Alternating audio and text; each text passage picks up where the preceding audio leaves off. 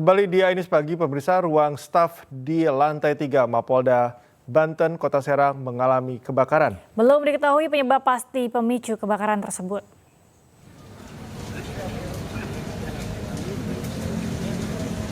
Lima mobil damkar dan 1 unit mobil meriam air dikerahkan ke Mapolda Banten di Jalan Syekh Nawawi Al-Bantani, Kota Serang.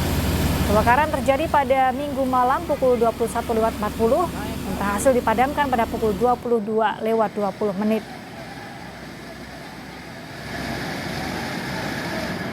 Wakapolda Banten, Brigjen Hengki, belum bisa memberikan keterangan terkait penyebab kebakaran. Untuk sementara, penyebab kebakaran tengah diselidiki tim laboratorium Polda Banten. Kita masih TKP, Mas. Kejadian dari saksi melihat tadi kurang lebih 21.40 ya, api sudah berhasil dipadamkan 22.20. Tadi di lantai 3. Alhamdulillah bisa diatasi. Pemirsa, sebuah ruko di Samarinda, Kalimantan Timur hangus terbakar. Akibat kejadian tersebut, 1 korban yang merupakan pemilik toko tewas terbakar saat terjebak di dalam kamar.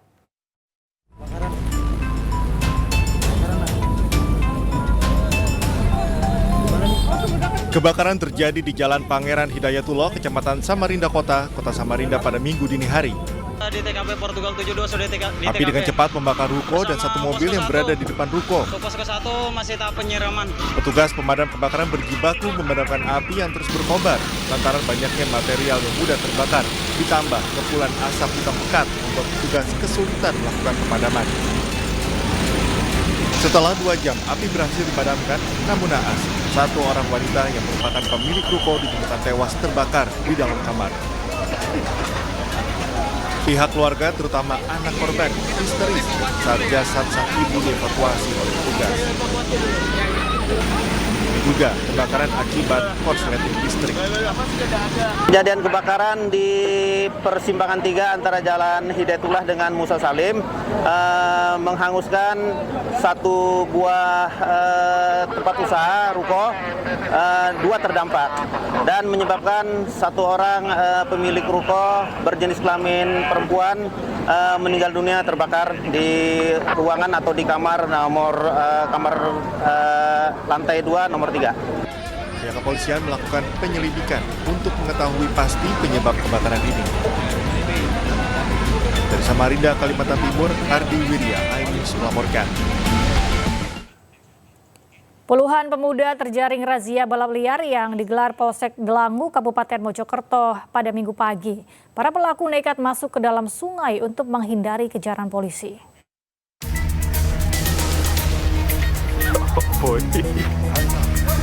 Sejumlah pelaku balap liar yang berusaha kabur nekat masuk ke dalam Sungai Tumapel, Kecamatan Delangu, Kabupaten Mojokerto, Jawa Timur. Polisi yang berpakaian preman dari Polsek Delangu pun berhasil mengamankan para pelaku balap liar. Tak hanya aksi balap liar, para pelaku juga menutup akses jalan. Usai berhasil diamankan, para pelaku diminta untuk berjalan kaki sambil menuntun sepeda motor mereka. Para pelaku pun langsung dilakukan tilang tim Satuan Lalu Lintas Polres Mojokerto. Dari hasil razia, polisi berhasil menjaring sebanyak 10 unit sepeda motor yang tidak dilengkapi dengan surat-surat. Alhamdulillah pagi ini kita dapat nangkep 10 pelanggar, 10 pembalap liar. Untuk proses selanjutnya saya serahkan ke Satlantas Polres Mojokerto. Setelah dilakukan pendataan serta pembinaan, sepeda motor para pelaku balap liar dibawa ke Polres Mojokerto untuk dijadikan barang bukti. Dari Kabupaten Mojokerto, Jawa Timur, Salahuddin, iNews melaporkan. Pemirsa, petugas mengevakuasi lansia dan balita di Kecamatan Gubuk, Grobogan, Jawa Tengah usai banjir semakin meluas. Banjir akibat jebolnya tanggul Sungai Tuntang di Desa Banturagung.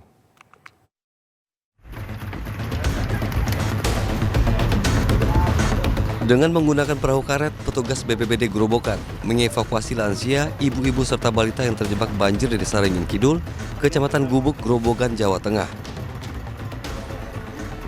Ketinggian banjir mencapai 1 meter di permukiman warga dan 60 cm di jalan desa. Derasnya arus banjir membuat barang dan perabot rumah tangga warga hanyut dan akses jalan terputus. Awalnya warga dievakuasi di kantor balai kota setempat, namun terendam banjir. Akhirnya warga dipindahkan ke masjid dan gereja setempat.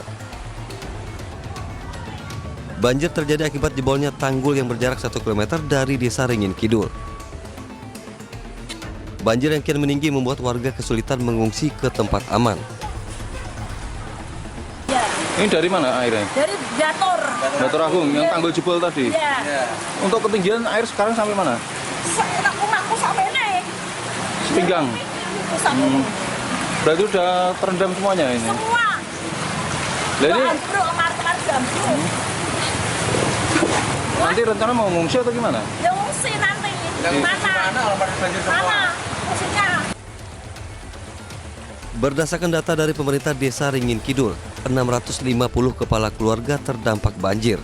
Pihak desa juga telah mempersiapkan tempat pengungsian di sebuah gereja yang bisa menampung ratusan jiwa.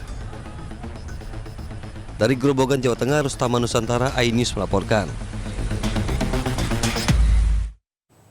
Pemirsa, untuk mengetahui kondisi terkini, kita telah terhubung dengan rekan jurnalis iNews Rustama Nusantara di Desa Ringin Kidul, Kecamatan Gubuk, Grobogan, Jawa Tengah.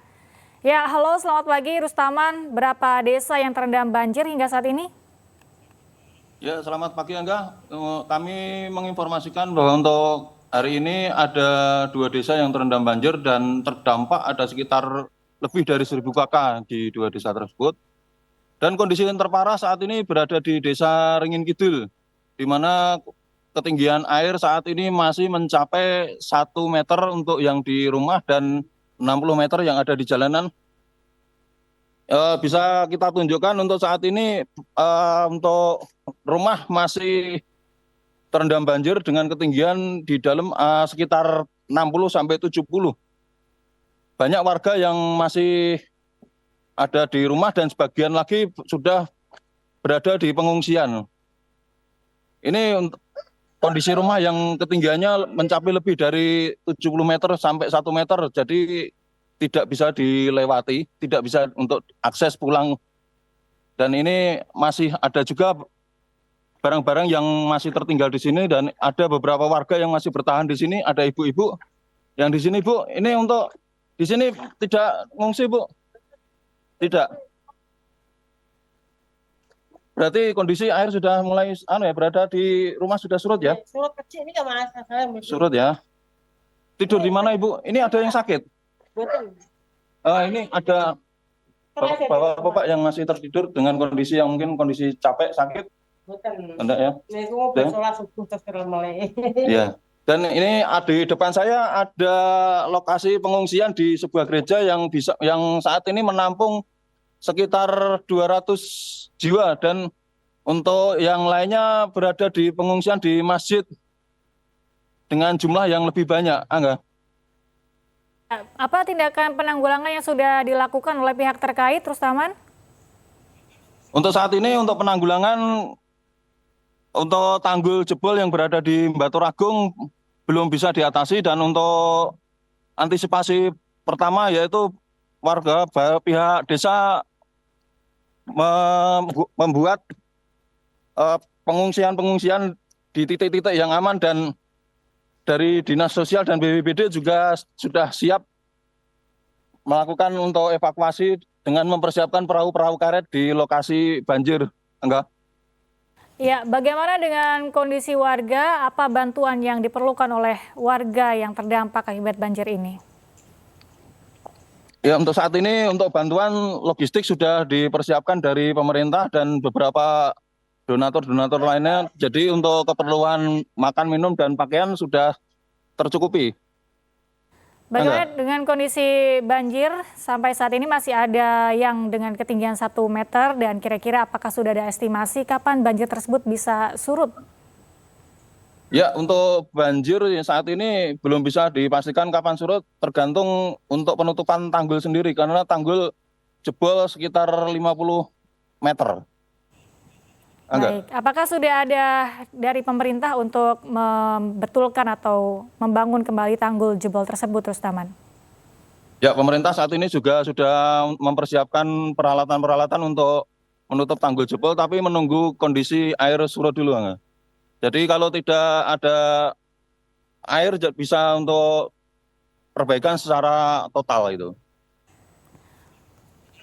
Baik, Rustaman, mungkin bisa disampaikan bagaimana kondisi intensitas atau curah hujan di sana selama beberapa hari terakhir sehingga menyebabkan banjir, atau apa yang menyebabkan banjir sebenarnya? Ya, untuk intensitas hujan di sini ya cukup deras dan mayoritas air berasal dari Sungai Tuntang yang berasal dari wilayah-wilayah barat seperti daerah Salatiga, Semarang itu. Jadi hujan air masuk ke sini melalui aliran-aliran anak-anak Sungai Tuntang itu.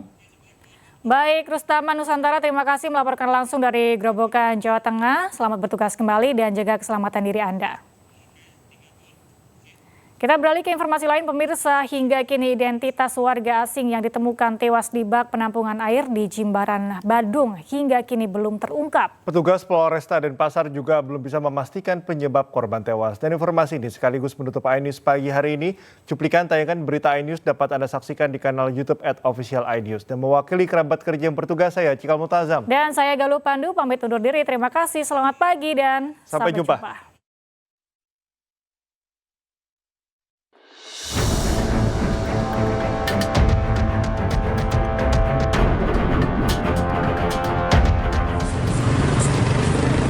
Proses penyelidikan tewasnya warga asing di penampungan air di kawasan Jimbaran, Badung hingga kini masih dilakukan Satreskrim Polresta Denpasar. Sejumlah saksi juga telah diperiksa oleh petugas, namun hingga kini penyebab tewasnya korban belum diketahui. Sampai saat ini kami masih belum menemukan identitas yang bersangkutan dan polisi sampai saat ini masih melakukan penyelidikan secara intensif untuk mengungkap siapa sih warga negara asing yang menjadi korban. Saksi-saksi termasuk tuan rumahnya sudah diambil keterangan. Pihak forensik Rumah Sakit Prof. Ngurah juga belum bisa menentukan penyebab pasti kematian korban. Sesuai petunjuk kepolisian, tim forensik hanya bisa melakukan visum luar. Hasilnya ditemukan sejumlah luka lecet di tubuh korban akibat kekerasan benda tumpul. Yang kami telah lakukan adalah pemeriksaan luar saja. Ya, jadi dari hasil temuannya, jenazah dalam keadaan masih segar, jenazah laki-laki dewasa muda. Itu kami temukan ada beberapa luka di dahi, di dagu, di badan, di dada, dan di lengan serta tangan kanan berupa luka lecet.